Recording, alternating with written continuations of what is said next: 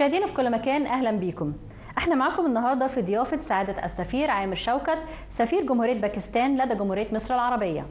عن أبرز محطات الدبلوماسية لسعادة السفير وأيضا الشعب الباكستاني وعاداته وتقاليده هيكون هذا اللقاء، فابقوا معنا واتوا.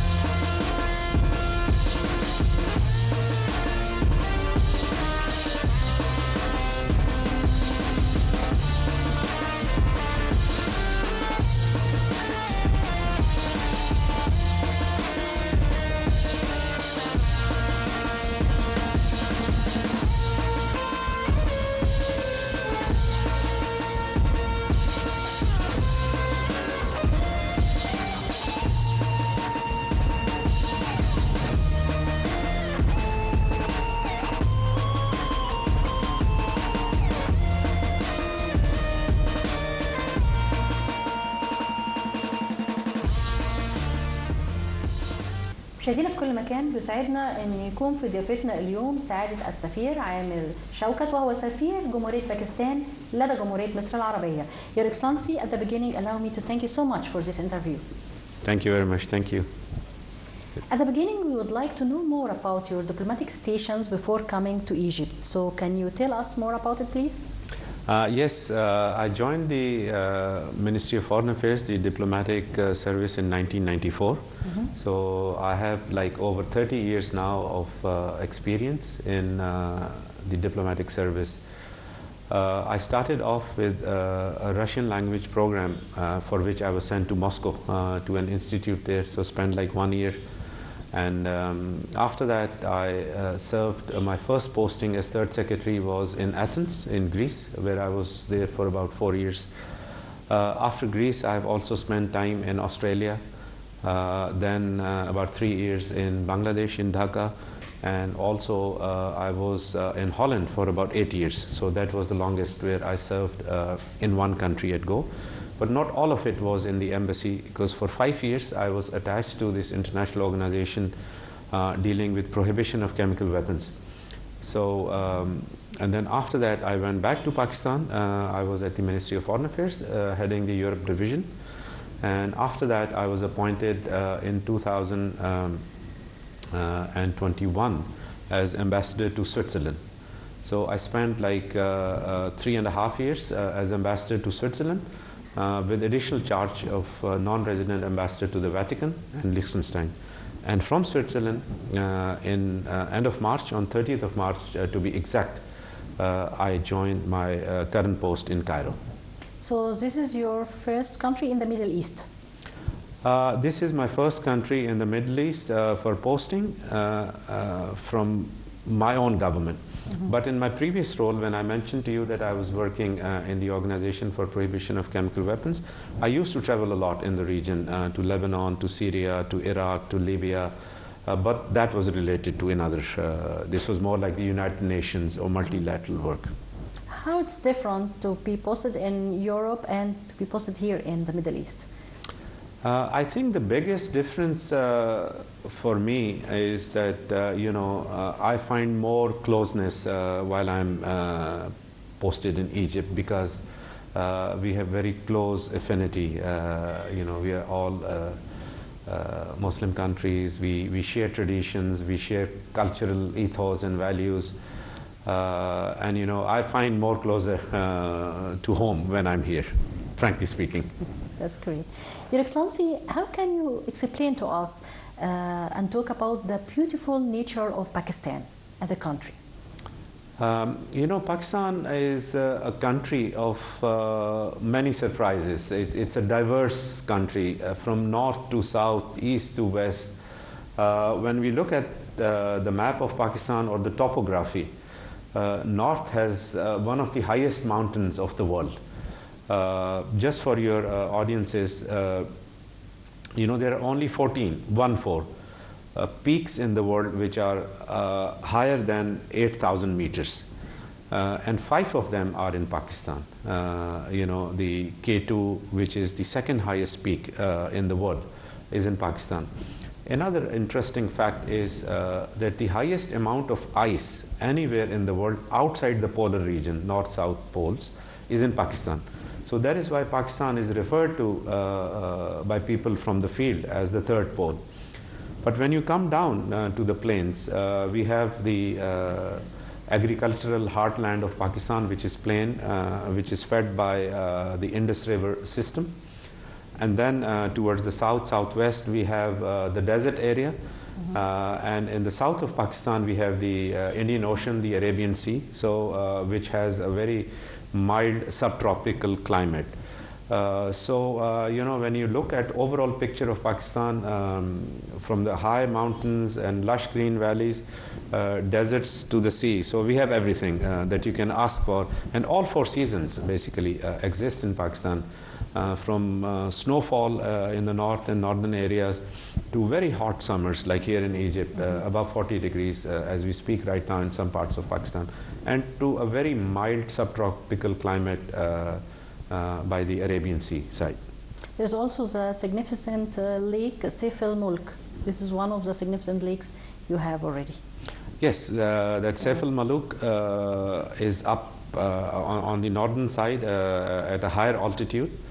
And there are many, many stories, you know, legends related to this, that Prince Saif al-Mulk used to come down from the mountains, and of course these are all, you know, they're not reality, but these are stories that the people of the area narrate, and that is from where the name comes. Saif al-Mulk was a prince, like, you know, those Thousand Nights stories.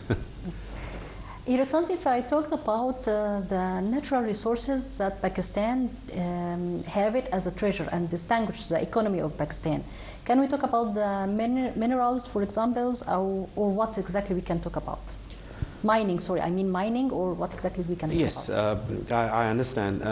Pakistan, you know, has everything to offer. Our primary, you know, commodity of Pakistan is agriculture.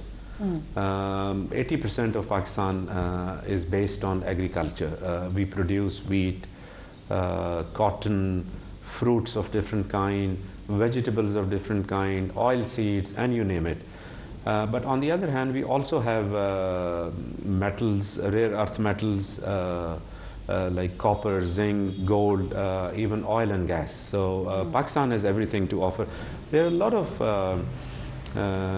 areas in Pakistan which are still to be explored, and this is one of the areas, the mining especially, that we have opened up for foreign investment, for companies and countries to come and invest in this area. What about the people? We would like to know from Your Excellency more about the traditions and customs of the Pakistani people. So please give us a hint about it. You know, Pakistan is a very interesting mix. We are a multicultural, multi-ethnic, and a multilingual country. There are around 80 languages spoken in Pakistan. But our national language is Urdu, which is broadly spoken and understood. And Urdu draws its inspiration from Persian, from Turkish, and also from Arabic. So there are a lot of common words, and we write it in the same script like Arabic. Our alphabets are also same, with the exception of a few alphabets that are present in Urdu but not in Arabic. And for every Pakistani, it is very easy to read and write Arabic. Maybe understanding would be a little difficult at times, but reading and writing is very easy. Coming back to the people of Pakistan, you know, Pakistan is a very, you know, good example, like Egypt, of a modern Islamic society, where, you know, trends can change from north to south, east to west. On one hand, you would find people, you know, following very traditional values, wearing traditional attire, shalwar kameez we call it. It's a long flowing shirt with trousers, like baggy trousers. Same dress with different variations for men and women. But on the other hand, you find people, both men and women, wearing modern attire like jeans, t-shirts, etc. But having said all this, primarily we are a Muslim country.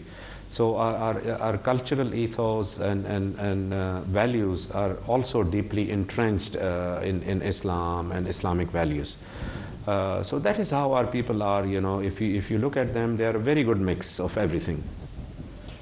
If I ask Your Excellency to tell us more about the handcrafts that distinguish the Pakistani society, what can you tell us? Although, كمان, for my audience, our viewers, I would like to say that some of those parts of the things that we have here on the table are one of the precious handcrafts that distinguish the society of Pakistan. But what else can you tell us about this? You see, Pakistan, like Egypt, has, I mean, Pakistan as a country, of course, is very young. It was born in 1947. But if you look at our history, we have a history as old as the Egyptian civilization. You must have heard about the Indus Valley civilization and the Gandhara civilization that existed in our part of the world. You know, the territory where now we have Pakistan, where people came from all over the world. Alexander the Great came from Macedonia, the Greek Macedonia. There were people who came from Turkey or Turkestan in those days, from Central Asia. People came from the Arab world. They all brought with them their own cultural identity, their techniques, their traditions. So that is why, you know, in Pakistan, in pottery like this, you see various designs that you can also find in many other countries and many other cultures. So that shows that the country Pakistan, which is now known as Pakistan, was at the crossroads of cultures. You know, the famous Silk Route that started from China and which connected the rest of the world centuries ago passed through Pakistan. And that very well translates into the woodwork that we have. You see it in the buildings, but more importantly in the handicrafts, as you mentioned, where we have traditions running into families that they learned from you know, their ancestors, and they're still working in many parts of Pakistan, and you can find such pieces which are you know, easily available to be bought as well. تعرف رسميا بجمهورية باكستان الإسلامية، وتعني بالأردية النقية أو الأرض الطاهرة. تقع باكستان في جنوب قارة آسيا، وعاصمتها إسلام آباد، وهي الدولة الوحيدة في العالم حتى الآن التي تأسست على أساس الدين. كلمة باكستان مكونة من مقطعين. المقطع الأول هو باك، وهي كلمة فارسية وتعني مقدسا أو طاهرا، والمقطع الثاني هو ستان، وهي كلمة هندية وتعني مكانا أو أرضا، وبذلك يكون معنى باكستان هو الأرض الطاهرة. تعتبر جمهورية باكستان الإسلامية موطنا لثاني أكبر عدد من السكان المسلمين في العالم بعد إندونيسيا في المرتبة الأولى. كانت كل من الهند وباكستان وبنغلاديش دولة واحدة تعرف بشبه القارة الهندية، والتي كانت تشمل الهند الحالية وباكستان وبنغلاديش. وقد حصلت الهند وباكستان على استقلالهما في أغسطس عام 1947 من الحكم البريطاني.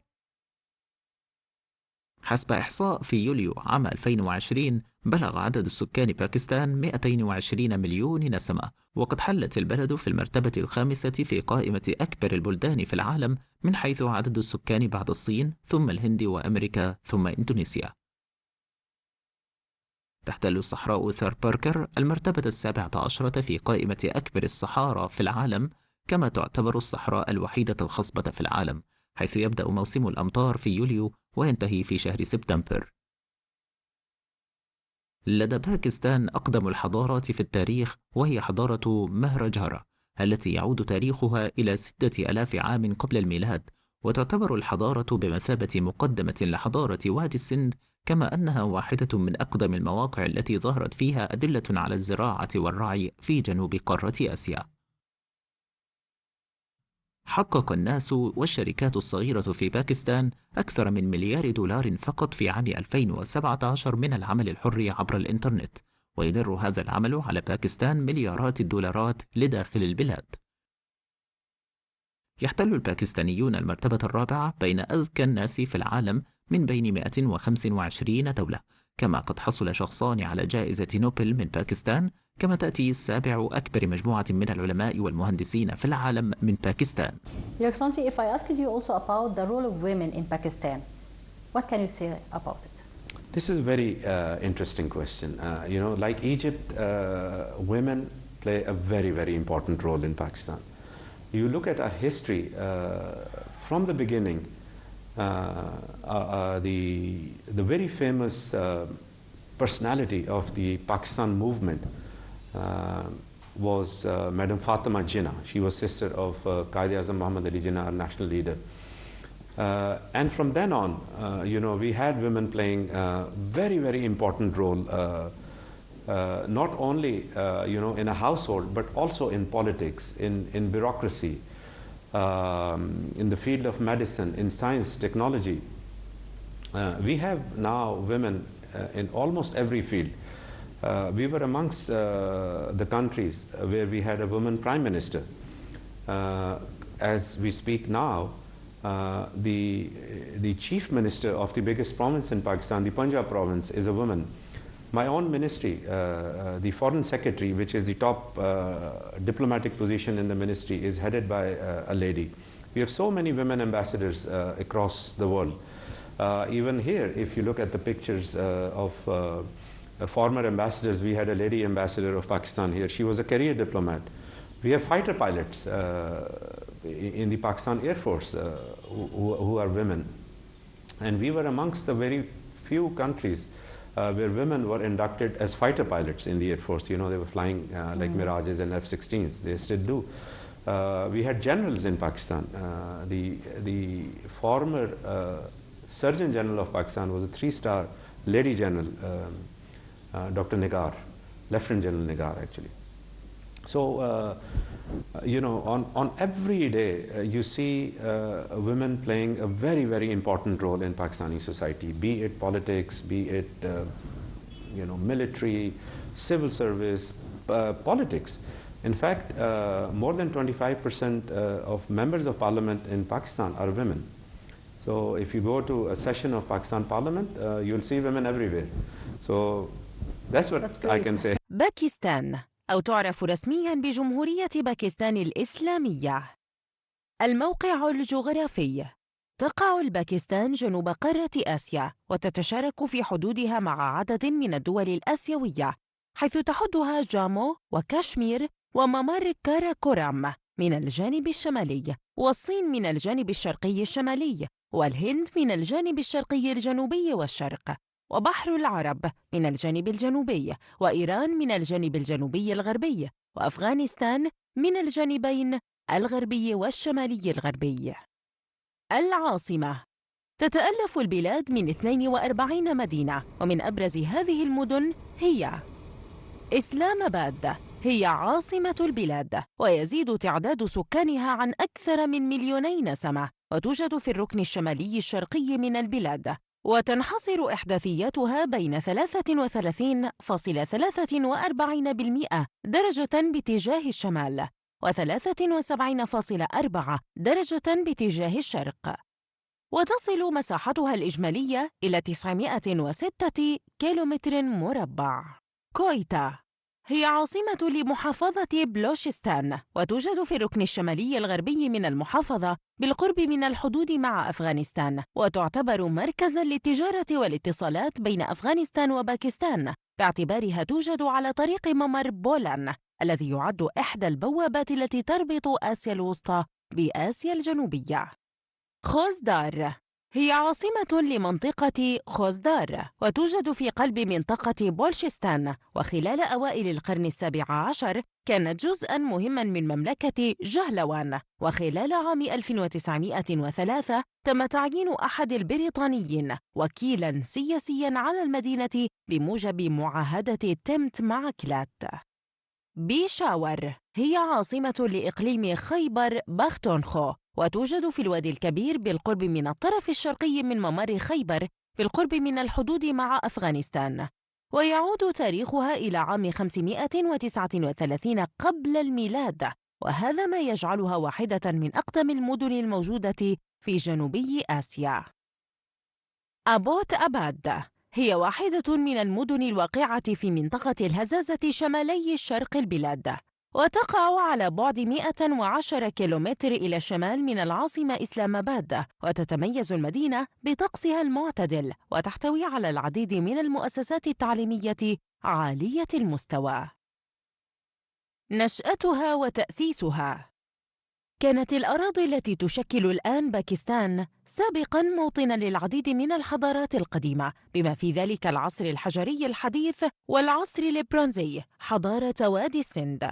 وكان في وقت لاحق المنزل لممالك يحكمها أتباع الديانات والثقافة الإغريق، المسلمين، تركو، المغول، والأفغان، والسيخ. وقد حكمت المنطقة من قبل العديد من الإمبراطوريات والسلالات. نتيجة لحركة باكستان بقيادة محمد علي جناح والنضال شبه القارة من أجل الاستقلال، تم إنشاء باكستان في عام 1947 للميلاد كدولة مستقلة للمسلمين. في البداية اعتمدت باكستان دستوراً جديداً في عام 1956 للميلاد لتصبح جمهورية إسلامية. وأسفرت الحرب الأهلية في عام 1971 للميلاد في انفصال باكستان الشرقية بوصفها البلد الجديد من بنغلاديش. اللغتان الرسميتان للباكستان هما الأردية، والتي تعتبر اللغة الرسمية التي يتحدث بها السكان، إضافة إلى اللغة الإنجليزية وهي لغة دستور البلاد، وكلتاهما تستخدمان في التدريس والتعاملات الحكومية والرسمية. والأوردية مزيج من اللغة العربية واللغة الفارسية ولغة الشاغاتاي، وهي تعتبر من اللغات الهندو-آرية.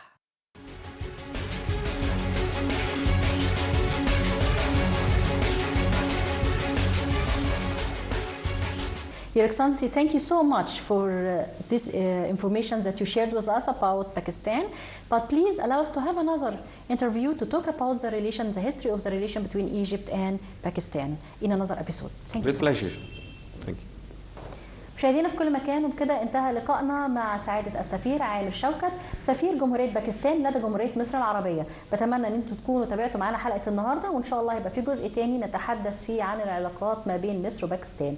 شكرا لحسن متابعتكم والى اللقاء.